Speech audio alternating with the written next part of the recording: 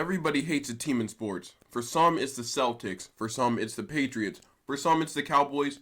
For me, at this moment, it is the Philadelphia Eagles. I don't hate the players. I hate the organization. Because if there's one thing every football fan can agree on, is that there's one goal of the game. To win the football game. And what the Eagles did, simply just to lose a football game for a better draft pick last night, or whenever this is posted 2 nights ago, is disgraceful to the game. You disrespected the game. That's one thing you do not do. Now, I might get it if you're like 0-15 maybe for a better draft pick, but at the end of the day, you're already getting the first overall. But come on. You were going against a divisional rival in the Washington Redskins, and if they lost, you guys would have put the New York Giants into the playoffs. And y'all failed to win, and you guys completely just tanked on purpose on live television in front of the whole world to see. That's embarrassing. Like the 0-15 Cleveland Browns in 2016 tried to win their last game against the Pittsburgh Steelers. And they were 0-15. Y'all were like 4-11, and they didn't try to just lose. Y'all should be embarrassed of your team. And one, the fact people are defending this is stupid and just proves they don't know the game of football at all. I'm all for tanking. But at the end of the day, it's winning games over tanking for a better draft pick. And besides last Sunday, that's not all I hate with the Eagles. I hate how y'all treated Carson Wentz. Carson Wentz in 2017 was putting up a historic performance. Through his first 13 weeks, he had 37 passing touchdowns to like 3 interceptions. And then he got injured. And then you know what happened with Nick Foles led y'all to a Super Bowl, right? And then the year after, Carson Wentz almost led y'all to playoffs, got injured, Nick Foles led y'all on a playoff run, right? And then the next 2 years, Carson Wentz was perfectly healthy and had time to play. And you fuckers failed to put anything around that man. That man had Zach Ertz, a barely top 5 tight end, may I add. He had Nelson Aguilar, the dude that just can't catch for shit.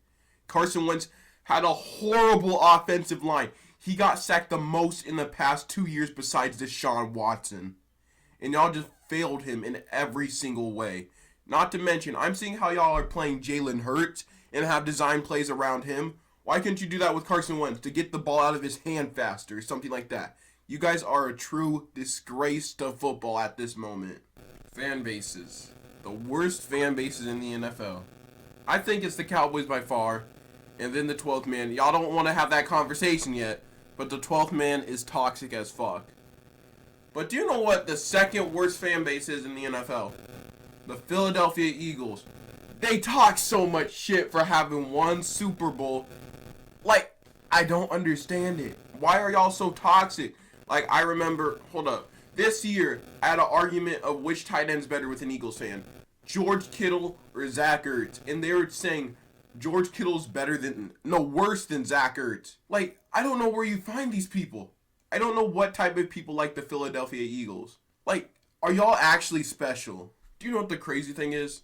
Their reason for why Zach Ertz was better than George Kittle is because Zach Ertz has a Super Bowl ring.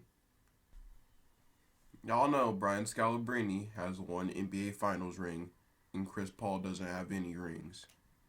Now that does not make Brian Scalabrine better than Chris Paul. Because if you think that, you probably are somewhere on the fucking spectrum, or on the Make-A-Wish waiting list. And when I was going through my feed on Instagram while making this video, do you want to see what post I found?